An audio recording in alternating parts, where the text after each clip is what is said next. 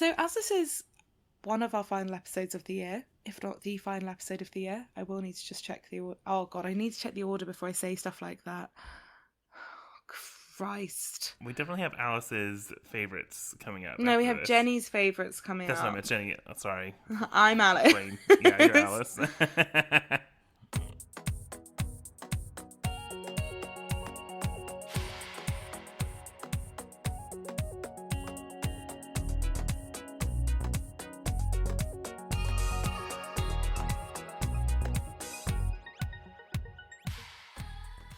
Hello and welcome to the Bookcast Club. Today, Alice and I are going to be talking to you about wrapping up our reading year, talking a little bit about the books that we want to read by the end of the year, how our reading has been going, and how our reading goals are going. I am joining you from the wonderful city of Indianapolis. And Alice, where are you joining us from today? I'm joining you from London, where it is absolutely pouring with rain and incredibly miserable, generally November-y weather. Oh, how stereotypical. Love to see it. It's one of those things that I think is really nice in theory, and given that we've had a really dry, mild autumn so far, everyone's been like, oh, it's, quite strange, we need some proper autumnal weather, and now the autumnal weather has hit, and everyone has remembered that autumn in London is not cold, crisp and clear. It is wet and miserable, so it's great. Okay. We've had the driest, coldest, crispest autumn here in Indiana, and it's been so wonderful. And the thing is that, really dry autumns make for the best, vibrant leaves. So, everywhere you go right now in Indiana, it's just, the reddest reds and yellowest yellows. It's calmed down a little bit now, and we had a really bad windstorm over the weekend, and it knocked the leaves off of most of everything. So, it's a bit sad and dreary now, but we had a really beautiful autumn up to that point. Oh, I'm very jealous. It's actually still really green here. It's really quite strange that that's how mild it's been. And I'm just feeling like we're very, very abruptly going to go from very mild to absolutely freezing, nothing on the trees, and year is going to be done. And I don't know about you, but I think this year has absolutely flown by. It's just vanished. And I'm not sure if that's because the last 2 years have been so curtailed by lockdowns and COVID and everything, whereas this year, at least in the UK, has been a pretty normal-ish year. I don't think we've had any lockdowns this year, touch wood. Let's hope that we don't have any. There's still nearly 2 months of the year left, and it's meant that we've been able to kind of do all of the regular stuff through the year, and I think that's made it feel much quicker in comparison to the last couple, where it's been months on end of you can't do anything, you've got to stay at home and maybe go for a walk once a day. And it's just flown. It's insane. I can't get over it. Absolutely flown by. It's been ridiculous. But I guess we should get into some reading. Have you been reading anything interesting lately? So I have been listening to fiction audiobooks, which is shocker to everyone, including myself. I basically had a couple of Audible credits because I think I mentioned before, through my mobile phone provider, I got a free Audible subscription for 6 months, and I had a couple of credits left to use at the end of that. So I thought, do you know what? I'm just going to risk it. I'm just going to try. And I've listened to 2 audiobooks by Lucy Foley. I'm not sure. Have you heard of her? She's the crime writer, right? The Guest House or something? The Guest List. The Guest List, that's it. So she's really prolific. I was just looking her up. And her first book was published in 2016. And she's had 4 others published since then, which I think is, 5 books in 6 years, I think is really, she is, churning them out. They're quite good, actually. The audiobooks I've really enjoyed. So I've listened to The Guest List and The Hunting Party, and I listened to The Hunting Party first, and I will say I preferred that to The Guest List, possibly because they do both follow fairly similar structures, and there's a lot of similarities between the plots, which I'll come on to. But the audiobooks are really well done because they are basically full cast audiobooks, so it's like listening to an audio play, really, rather than a novel, which I think is why I've enjoyed actually listening to them in this format. Yeah, so The Hunting Party follows a group of university friends who are now in their early-ish 30s, and they get together every year for New Year's Eve, regardless of what else they do. And each year, somebody in the group books them somewhere to go and stay, and they do a kind of party amongst themselves. And this year, the newest member of the group, so one of the university friends' girlfriends, has booked a very, very remote part of Scotland, or booked a house in this very remote part of Scotland. And as we learn very early on in the book, there is a murder, there is a death. And what's really interesting about both The Hunting Party and The Guest List is you find out very, very early on that there's been a death, but you don't know in either book until very, very late on actually who has died, let alone who the suspects might be. And for me, knowing that structure when I listened to the second one made it a little bit less enjoyable. But it was actually, for me, it became really good because as well as it being a whodunit, it was kind of a why done it as well. So what's happened to kind of cause the death of this person.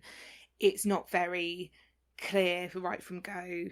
In fact, it's really unclear in both books that I listened to who the victim is. The Hunting Party builds in a much clearer way. There's a couple of really nice twists that I really didn't see coming. As soon as I looked back on them, I thought, yeah, there have been the breadcrumbs there. With The Guest List, I found there were more twists, but they felt slightly less plausible to me.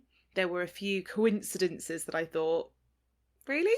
Is that actually something that we think is likely? Whereas with The Hunting Party, these twists felt much more realistic and much more possible. Still a little bit out there, but I could kind of get on board with them. But I will say Lucy Foley's writing is really good. It's very pacey. Her character development is really very good, actually. If you're looking for a kind of not Christmassy, because neither of them are set, well, The Hunting Party set at New Year, but if you're looking for a good wintry, cosy crime book, hers are very good, and I would really recommend. I enjoyed both of them a lot more than I thought I was going to. Those sound really good. I've actually been wanting to try those for a little bit, actually, because I've been trying to get into a bit more crime.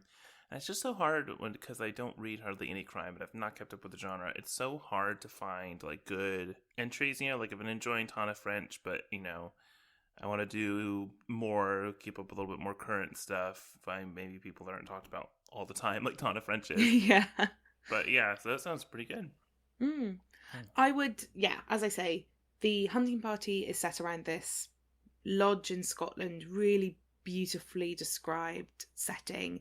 The Guest List is set around a wedding that's on an island off the coast of Ireland, and also very beautifully described setting.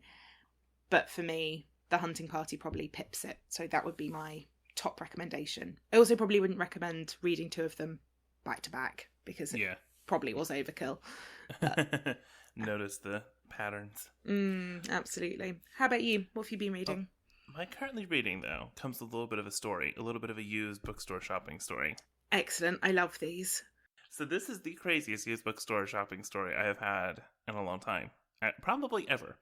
And to give you a little bit of a background, there is a press called Subterranean Press, which if you don't keep up with like very niche science fiction and fantasy community, you probably don't know about.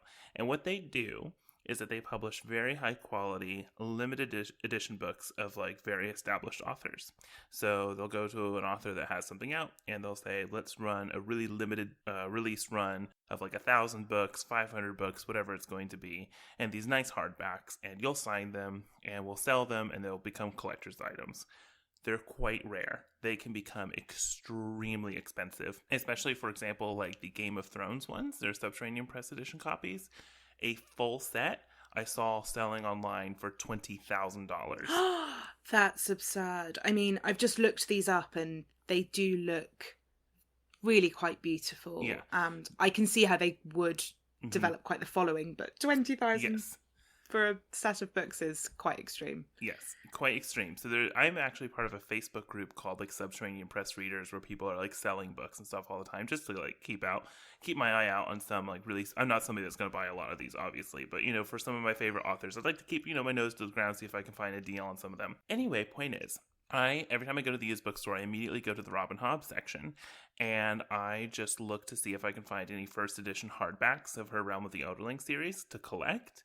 And they didn't have any of those, but what they had, bizarrely, were 3 copies of the Subterranean Press editions of her short story collection, The Inheritance. Oh, Each of them was signed in brand new condition. Oh my god, so I assume you bought all 3? Oh, I didn't buy all 3 because I did not have the money for all 3, but I did buy myself 1. But what I was shocked by was I was thinking, how did they get 3 copies signed? Like, the same person clearly sold these to the store.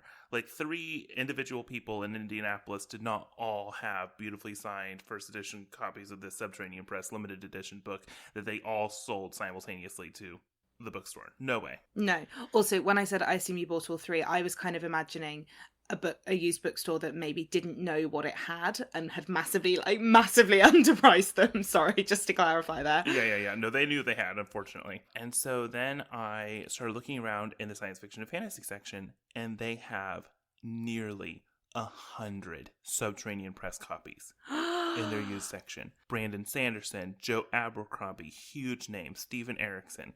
And some of them were like fairly cheap, like $50. And some of them, like the ones that were behind the counter, they were selling for $700.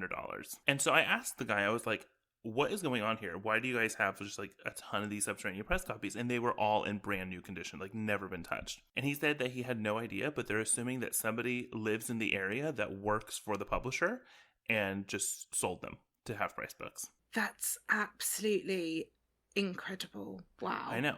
All that to say, I got this bad boy, which I'm showing off to Alice, of The Inheritance. That's very really lovely. Beautiful. It really is. And it is literally pristine. Yeah, pristine. So it's signed.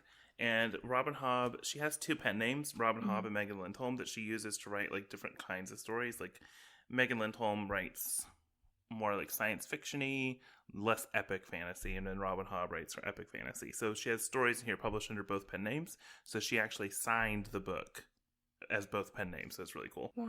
So yeah, I've actually been reading it, and it's very good. So I've read the first story, which was called A Touch of Lavender, which is a very creepy, interesting take on an alien story, where these aliens have shown up from this planet. And the aliens have shown up as like religious, they're seeking religious refuge as exiles because they're being religiously persecuted on their home planet. And they are very reclusive. And the government knows that they hold the secret to space travel, but they're refusing to tell the American government like how to do it. But the American government wants to like keep in this community's good graces, so they've been like spending a lot of like money to put them in affordable housing and take care of them. And the poor people, particularly on the western coast, have been feeling a lot of resentment about the fact that like these aliens are getting a whole bunch of money and resources that like our own poor people are not getting. And you're following the story of this like poor family where one of these aliens just comes into their house and starts living with them, and they secrete this mucus that's like addictive, and you can actually get like hooked on this mucus. And you follow the story of like what happens next. Oh my god, that sounds actually really interesting.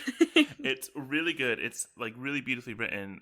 It's one of Robin Hobb's earliest stories, and it definitely is dated, I would say, just in kind of how on the nose the commentary is at times and stuff like that. But it's really quite interesting, and it was really fascinating and fun, and it was really nice to read Robin Hobb in short story form, which is something I had not done up until this point. What a great story, though, as well. That is absolutely incredible that there's somebody out there in your city. But what's also quite incredible is that they would just sell them, which obviously they would know that these are collector's items, Yes. that there's a lot of love for them and there's a real market for them. And to just sell them to a local used bookstore rather than kind of going down the eBay route or the specialist collector route is really quite bizarre. It's so bizarre. The only thing I can really think happened, like my kind of gut feeling, is that somebody who worked for the press died, and then their son, their daughter, their next of kin didn't really know what they had. Maybe knew what they had to some extent, knew these were collector items books and just figured I'll sell these half-price books. But if they had sold these each individually on eBay, they could have made thousands of dollars. On that, as I said before, Rob's sister and her husband own a used bookstore in Edinburgh, and a lot of the way they get their books is exactly like that. It's through probate. So after somebody dies, their children will say, come and have a look at this massive collection we've got.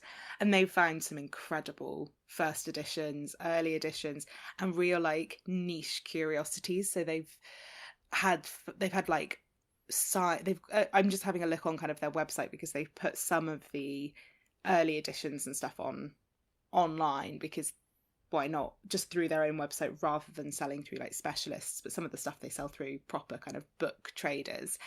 And they've got first UK editions they had a first UK edition of Zen and the Art of Motorcycle Maintenance. They had a first edition of The Female Eunuch by Germaine Greer. Oh my God. I know. They've had a first edition of The Years by Virginia Woolf. Absolutely incredible stuff. By the way, people should go on to Till's Bookshop and their website if you're interested in this kind of thing, because they do share quite a lot of what they find. And they obviously will give people a good price if they come across something good, but also sometimes they'll just be given a massive box of books and something really impressive will be sort of buried away in the middle of it that they didn't know was there and that people didn't know that they were giving away, which is, quite incredible. Keep an eye on your books, people. I feel so sad for when somebody dies and they have this massive book collection and then their next of kin doesn't know what to do with it.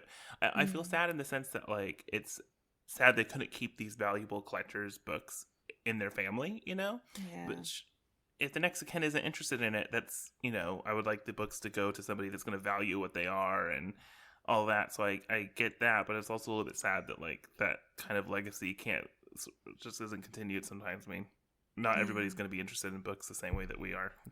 No, more's the pity. So did you share with the Facebook group that you're part of? No, I did not share with that Facebook group, but I did share on Twitter because I was just this is crazy, and there's a guy that I am friends with on Twitter who lives in my city as well, and he was like, what bookstore is this? And I was like, Northside Half Price Books. It's right there. And he said he went there the next day and he said it had been picked over. People had gotten a hold of him. Wow, that's incredible. Yeah. So there is obviously clearly a real community even within your city around this, but that's amazing. Oh, how cool. I love that.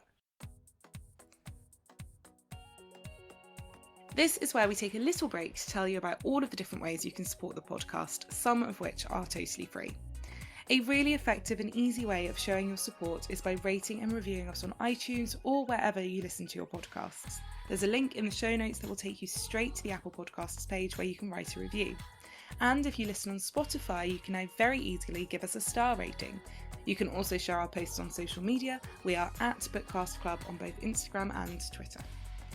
You can sign up to our free monthly newsletter where we share even more book recommendations and all the latest podcast news. But the best way for us to find new listeners is by you telling your book-loving friends and family all about us. If you'd like to support the podcast financially, we do have a Patreon account. You can sign up for as little as £2 a month, and we offer early access to the podcast, monthly bonus episodes, and our top tier will get you all of the above and personalised book recommendations. We get you to fill in a survey and then we tailor our book recommendations to your preferences. And we will also send you books in the post. There are over 15 bonus episodes where you can get instant access if you sign up as a Patreon today. The link is also in our show notes. But however you choose to support us, we as always just want to say a huge thank you as we appreciate each and every one of our listeners. So as this is our penultimate episode of the year, as we don't release new episodes in December so we can all have a well-deserved break, we thought it'd be useful to check in on our reading of the year so far. How we've got on with our reading goals, what we've got coming up that we're excited to read before the end of the year. So Chris, why don't you kick us off? What was your goal for this year and how are you getting on with it? Well, my main goal was to reduce my TBR. Oh yeah, and wasn't your TBR... weren't you trying to reduce it by 200 or something? Ambitions were had. I did think that was a solid goal. Yeah, ambitions were not met. I didn't follow up with it at all. Basically, I'm really somebody who loves to make a goal, and then I absolutely hate the process of like actually working towards it and, slowly and steadily making progress on it over time. But I reached a point of like mental crisis a few weeks ago where I became convinced that a piece of stationery would change my entire life and purchased a bullet journal. I know that feeling well. So I'm going to try for 2023 and make a bullet journal spread about tracking my TBR, just in terms of like books coming in, books leaving, either because I DNF, unhaul, or read, and try and get a better like grip on it, because that was my main goal, was to reduce my TBR, and I absolutely have done the opposite of reducing my TBR. It has continued to explode. Excellent.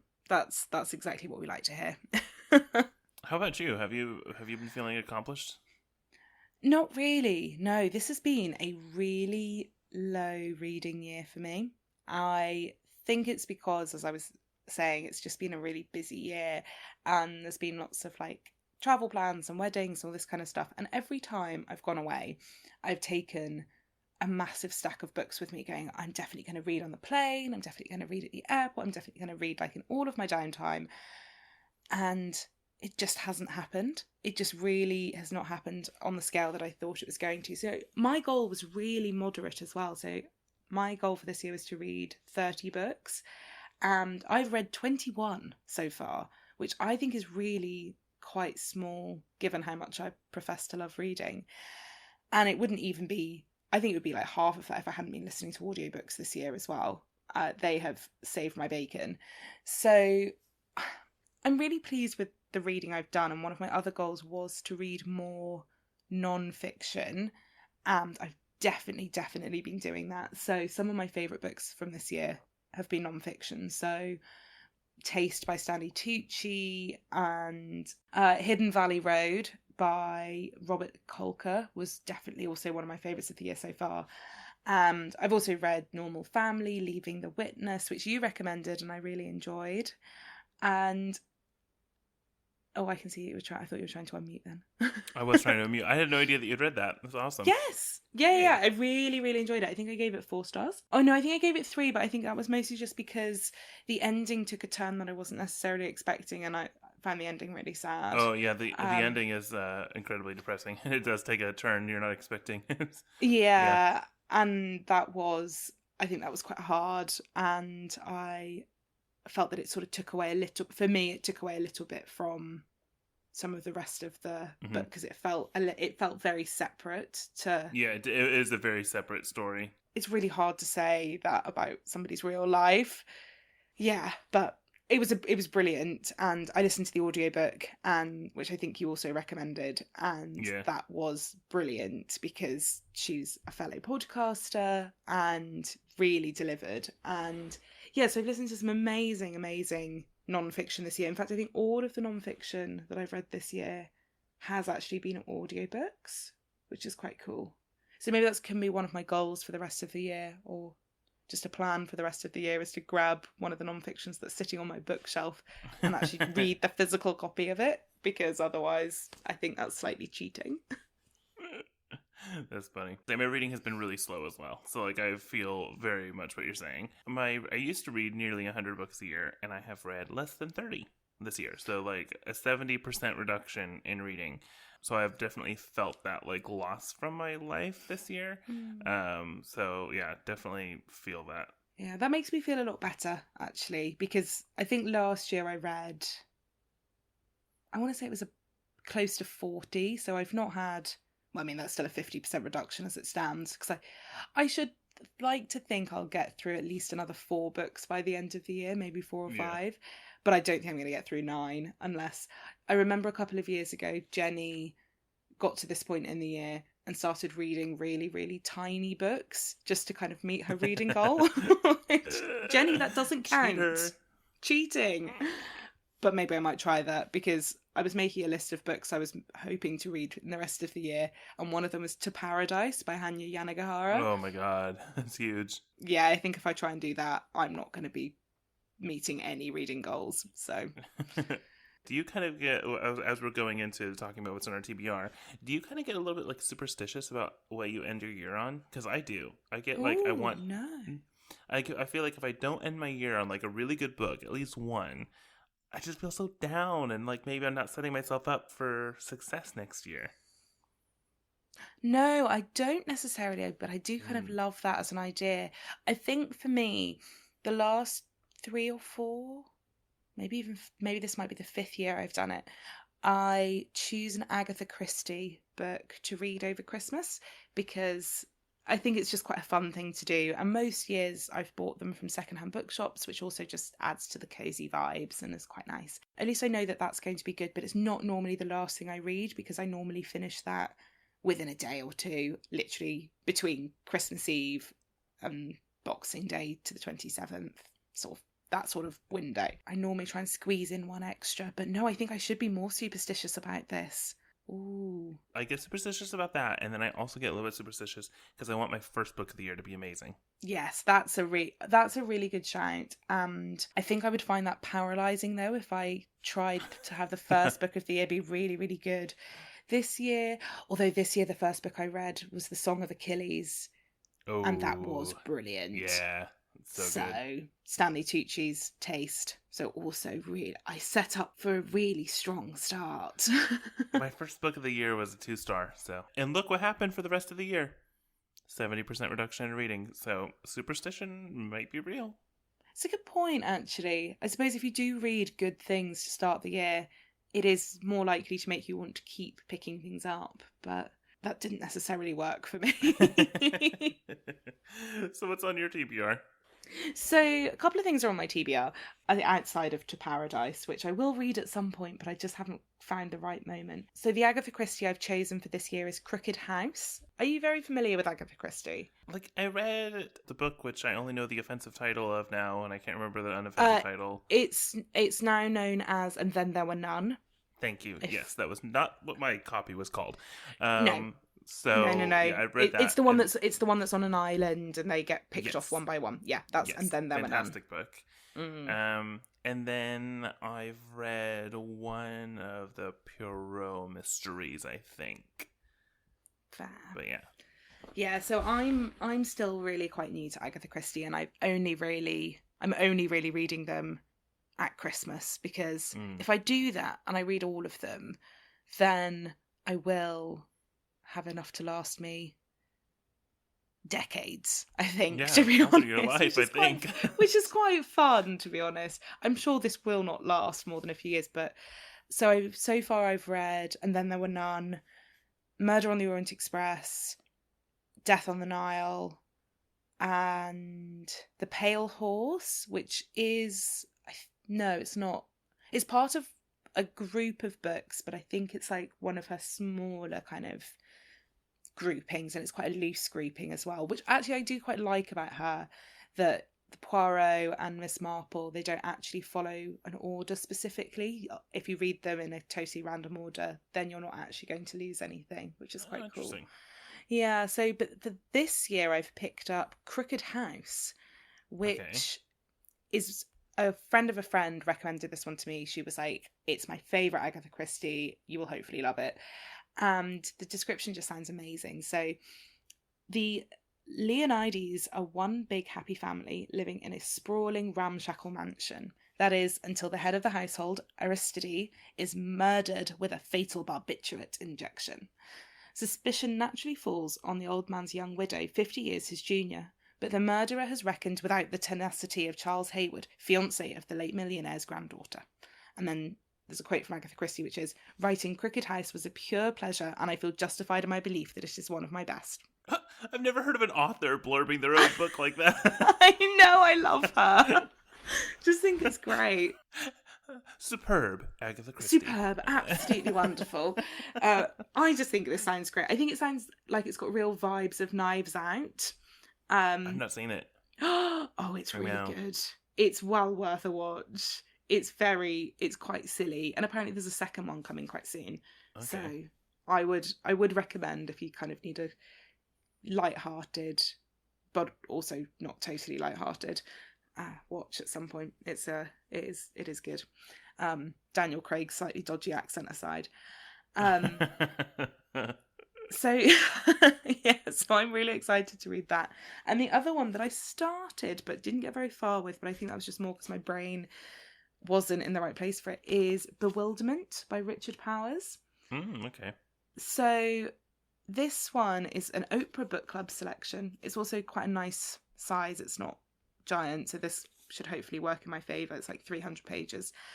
And it's basically, I think it's a little bit depressing, which is why I didn't get very far with it, but I'm hoping it's going to get a little bit more uplifting. So the premise is it's a father who has been recently widowed, and his son is unusual, basically, and sort of atypical. And there's a little bit at the beginning, I've read the first couple of chapters, where he talks a little bit about how he's very anti-labelling and how he doesn't actually see that that's necessarily particularly beneficial to put kind of labels on his son. But from what I've read so far, many people would probably label this child with a form of autism, something within the spectrum. And it seems to be like it's going to be quite a beautiful description of their relationship and quite a solid character study of the two of them and how their relationship works. And so far it is really very lovely. And the father is an astrobiologist, which apparently is a real thing, which I think is quite cool. So he basically is looking for life on other planets, whether that's plant life or non-plant life. And I just think it's quite, like I say, it's quite kind of a specific relationship story, and I think it's really nice to see a relationship story between a father and son, and particularly one where so far it feels like a very positive story, but there's definitely strong senses of isolation and kind of the grief that's definitely a very strong part of their relationship at the point that we're coming across them is quite a big plot line. So I think that's worth being aware of if anyone's looking to pick this one up. But Richard Powers also wrote The Overstory, which I haven't read but was shortlisted for the Booker. Did it win the Booker? I believe so. I think it was just shortlisted. I don't think it won. Maybe it no. Did. Let's have a quick look. It won the Pulitzer Prize. Oh, wow. In 2019. So, you know, Richard Powers knows how to write a good book. And this one is seemingly very good. But yeah, there's a lot of the quotes on the cover are things like, moving, this book had me in tears, both touching and finely written. So when I say it seems a bit depressing, that might be why. Yeah. That's really interesting.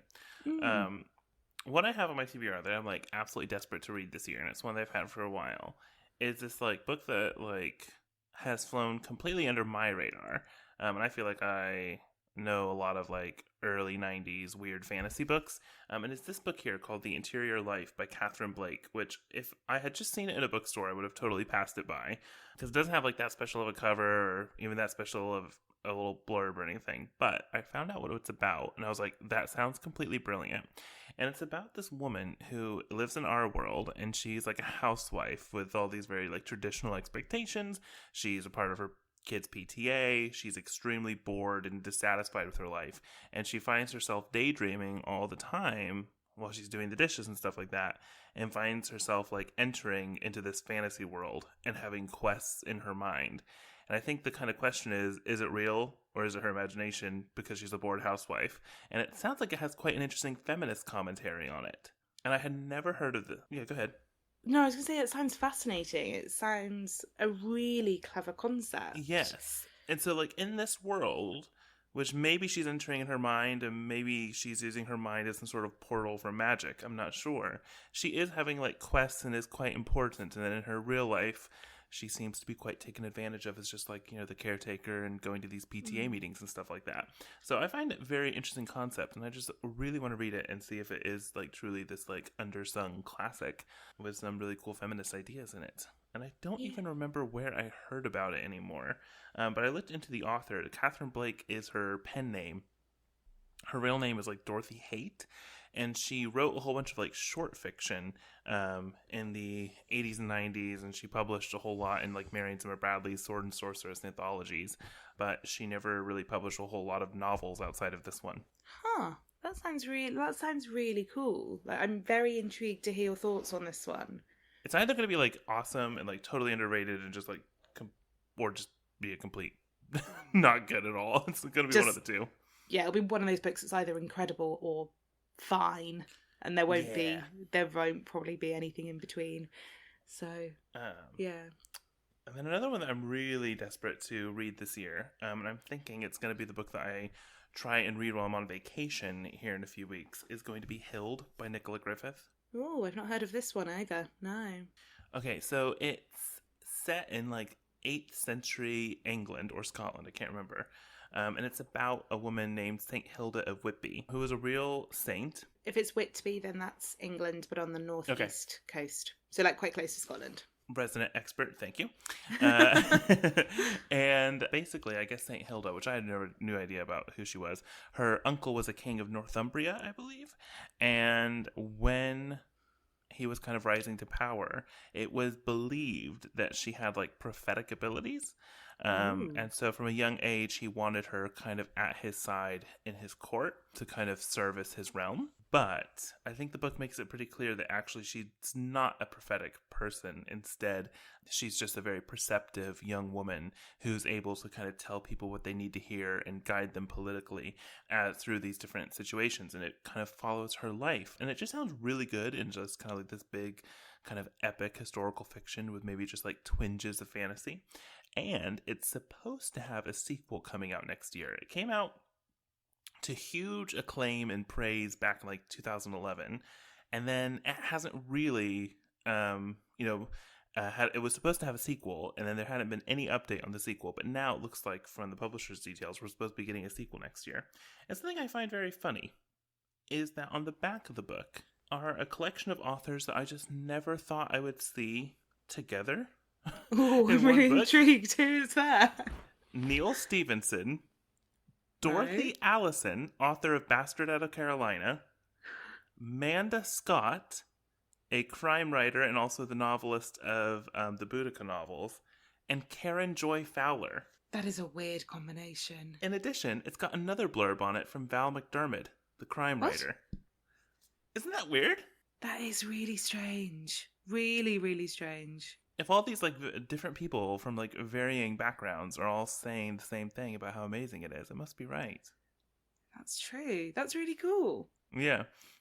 So I've just done a quick Google of Hilda of Whitby because she's not someone I'm massively familiar with, but there is a college that my sister-in-law went to, well, a university called University of Durham, which my sister-in-law went to, and she actually was at the College of Hilbead, which is named partly off, as in it's known as Hilbead, but it's the College of St Hild and St Bede, and that's named for Hilda of Whitby. Interesting. She is some classic person in the north, because Durham's not that far from Whitby in the grand scheme of things, so obviously there's links across the area. Maybe I'll buy this for her for Christmas. There's one other that I'm dithering about whether to pick up or not, and it's Matthew Perry's new autobiography, Friends, really? Lovers, and the Big Terrible Thing. I'm weirdly kind of intrigued. I just think he's an asshole. Really? Why do you think that? I've just heard nothing but bad things about him. Like, I've never heard anyone be like, oh, Matthew Perry's such a great guy. The thing that makes me feel like this may be true is because apparently he, a couple of times in the book, says, like, really unkind things about Keanu Reeves, who is famously, like, the nicest person in Hollywood. Yeah. And it does say quite a lot that you would pick Keanu Reeves to sort of drag, and I don't know why, and I'm just quite intrigued by that. I don't know, I've read a couple of books about, have I read a couple or at least one book about addiction and sort of mental illness and stuff recently in the last sort of year or so, and yeah, it's a very strong theme in Normal Family by Chrysta Bilton, which I read a couple of months ago, and I just think talking more about addiction is never necessarily going to be a bad thing, and somebody of his his fame, I suppose, talking about it in a very open way is never going to be a bad thing. But I'm not sure, therefore, if I'm just interested in reading about the gory details, which then feels really unkind and unfair, or if I'm genuinely interested in what he specifically has to say. So I don't know. I think it's that I've also just seen a lot of press about it recently, and that just makes me quite intrigued. But I'm a bit up and down on whether I want to read it or not. Are you a big Friends fan? I'm a big fan insofar as it's very much a comfort watch for me. I will always, if I'm sort of if I need to just watch something completely mindless, or I need to kind of have a complete brain switch off, it is one of the shows that I would revert to. But I'm not one of these people who would go to all of like the expos or kind of the themed things. If I was in New York, I wouldn't seek out any of the kind of filming spots or anything like that. It would be same. Like I enjoy it. I enjoy watching it, but I wouldn't say I'm like a mega fan. Like I know a lot of people are. It was a huge part of my childhood. Like it was like always on, but like I don't know. It's never been something I've like massively stayed with. I think it takes a lot for me to want to pick up a celebrity memoir. Same. It's not a genre that I generally lean into at all. There's been a few that I've read over the years that have been good. Like I really liked Lauren Graham's Talking as Fast as I Can, which was like a totally like comfort listen. Like just it felt like just I don't know how to describe it. Like someone was hugging you with a warm blanket if you were a fan of Gilmore Girls. And there's been a few others over the years, but a lot of them I've just never been massively intrigued by. Yeah, I think if I felt like he was more of a good person, I would be more intrigued to pick his up. No, I think that's fair. I think for me, the thing that gets me to pick up a celebrity memoir or celebrity biography is when there's like a specific like subplot around it. So I know I've mentioned Stanley Tucci's Taste a couple of times, and obviously that was a really interesting exploration of kind of his life through food, rather than just kind of being like, and here are all of these great things that I've done, which obviously all come out throughout the book anyway, but it's just a specific lens which makes it quite interesting. Whereas, and that's why I'm wondering if that will happen with Matthew Perry's, but I don't know. I'm not obsessed with the idea. I'm not like desperate to go and get it, but I'm just wondering if it could be a good, quick, interesting read. But we'll see how I feel. The other book that's on my radar for wanting to read by the end of the year, but I'm not going to commit to it, but it's one that I would like to, is the Poisonwood Bible by Barbara Kingsolver. Oh, it's so good. It was on. Did you listen to our episode? Yes, I did.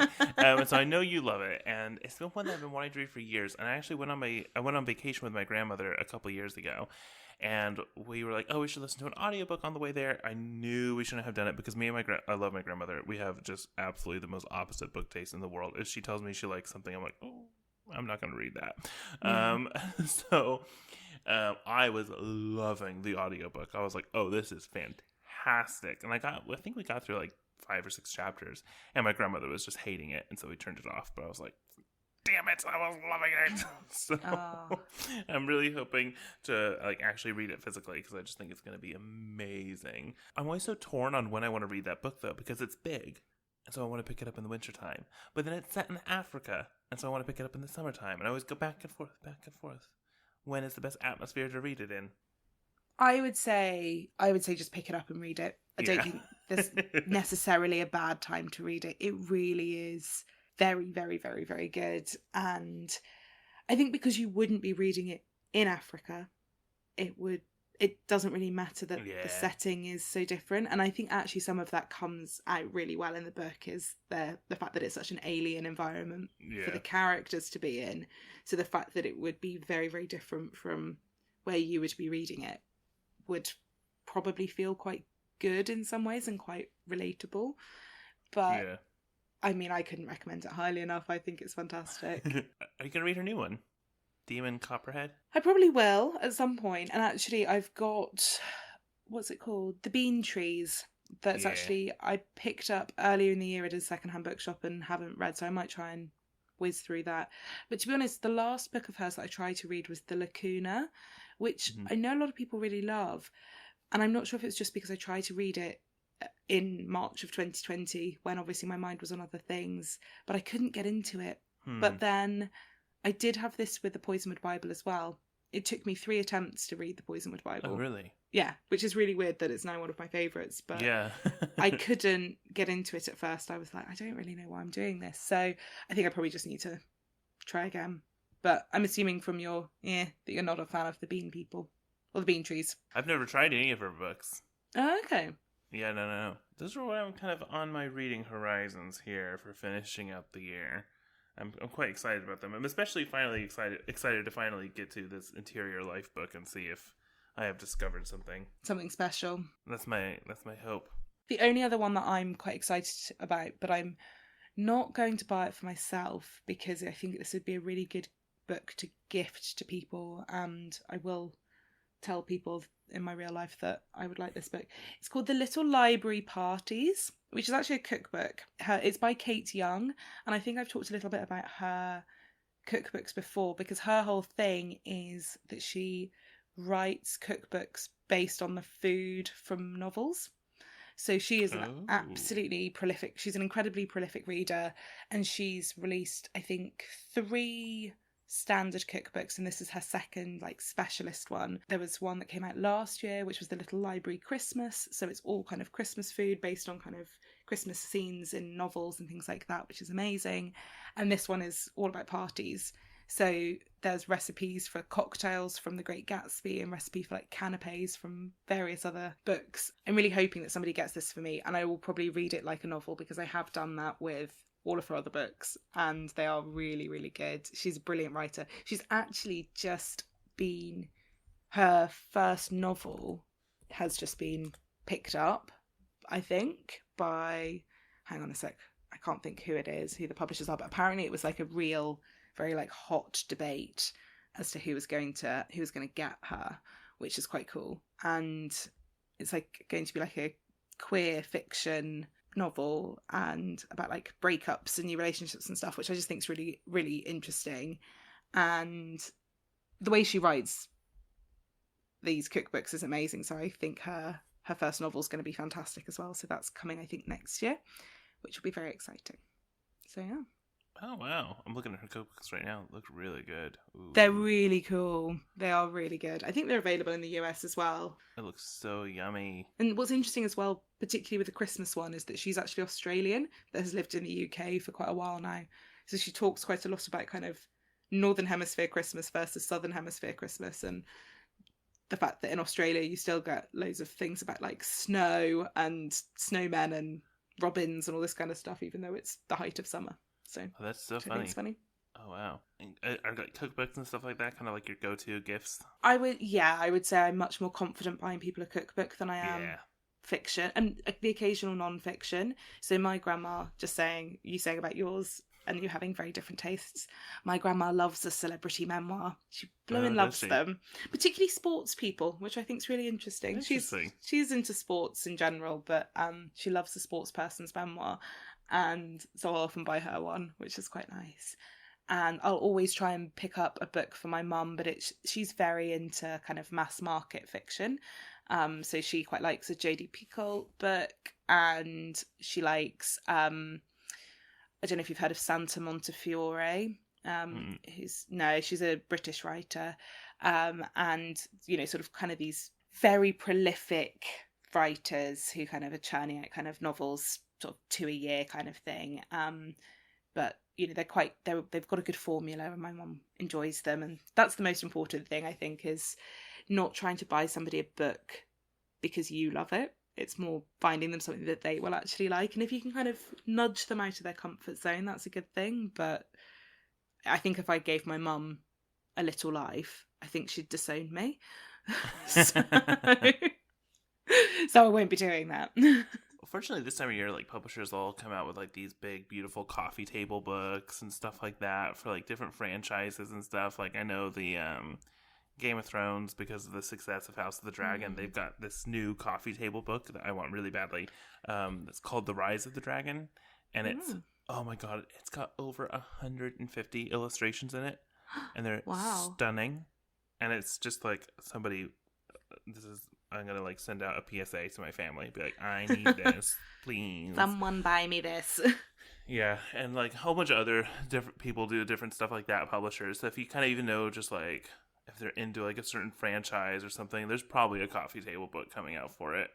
Yeah, Jenny's a big fan of an almanac as well. At this time of year, they always come out, which are, although I agree with her that actually non-dated ones are obviously better because then people can return to them year after year. So, or like I've talked a lot in the past about Nigel Slater's Christmas Chronicles, which is kind of an almanac but just for November to February really, and is amazing, and it's such a nice thing to dip in and out of through the Christmas season. So if anybody doesn't have that and they have been listening to the podcast and have somehow missed us talking about it in the past, I would highly recommend for the food lover in your life, particularly if they also love Christmas. It is a wonderful book, and that sort of thing I just love, and it brings me so much joy at this time of year. So yeah, I love an almanac, love so cozy. Anything kind of seasonal I think is quite good. But yeah, the coffee table books are a good shout too. Yeah, they're so much fun. I love, like, I never have a coffee table book because I know my cat will just like knock it off. But I think it's like such a cool like little statement piece if it's there. Yeah, definitely they are. And you can tell so much about somebody by the books they choose to have in their living room. Like the ones that they choose to have on display. We've been quite picky about what goes where in the house, and our living room books are quite specific. Some of them are quite funny. So like my partner went to kind of a private boys' school, and at some point while he was there they did a school cookbook, and it was like all these recipes were like submitted by parents and students and teachers and stuff. So that lives in our living room, and it's just quite funny, and that just becomes a bit of a talking point. But in our upstairs bathroom we've got loads of Lonely Planet guides, because we're like, well, if somebody's staying and using that bathroom, they've got some interesting reading material. What's a Lonely Planet guide?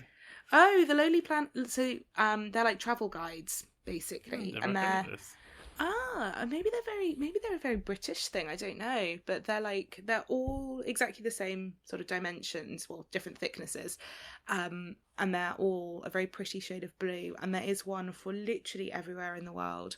And between us we've actually got we independently had quite a collection. Okay, I'm looking at them now. The second I saw the cover, I was like, those things. Those ones. Okay, yes. Yeah, so those are the Lonely Planet guides. And yeah, there was just a shelf in our bathroom that's exactly the right depth for them. So we have like a whole collection of them up there, which is also a good talking point for people. And a little inspiration to travel. Yeah, exactly. I think they're quite nice. I need to be better about that. My books look a hot mess. People come over and it's like, don't look at those. But I think that's got enough of a charm about it anyway. So.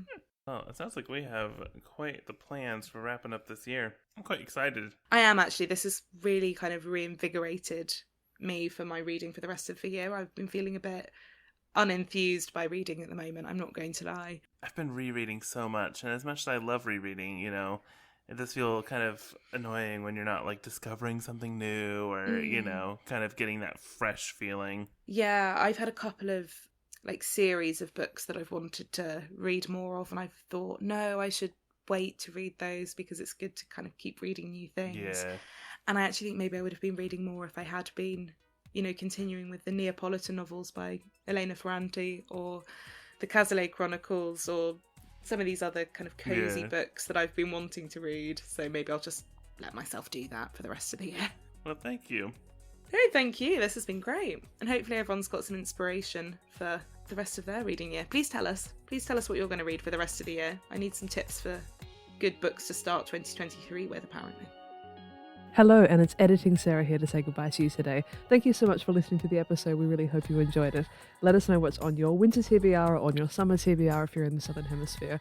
In the next couple of weeks, we are going to be planning the episodes for next year. So if you have a particular topic that you would like to hear us cover next year, or if there's something you would really like to hear us discuss, then please do let us know. You can email us at thebookcastclub@outlook.com, or you can send us a message on Instagram or Twitter. We are at Bookcast on both of those.